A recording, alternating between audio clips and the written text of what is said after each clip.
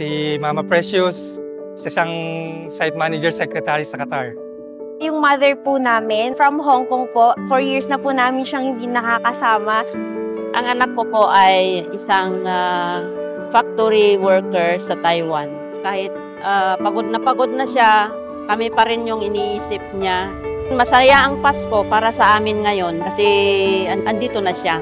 Kailangan po talaga na mag-sacrifice po si Mama para po makakapag-aral po kami. Generous po ni Mama eh. Alam namin na wala na po siyang pera or allowance. Nagbibigay pa rin po siya sa mga kapatid niya and then sa amin din po. Dami pong mga event na wala siya. So, kailangan po namin bawiin po yun ngayon po. Siyempre, masayang-masaya. First time ko talagang nagkaroon ng ganito.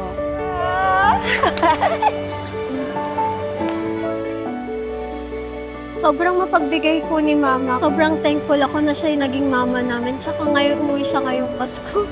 Unexpected, ang saya ko talaga. Hindi ko akalain na yung may sasalubong sa akin na ganun tapos mga anak ko. Tapos sobrang saya po.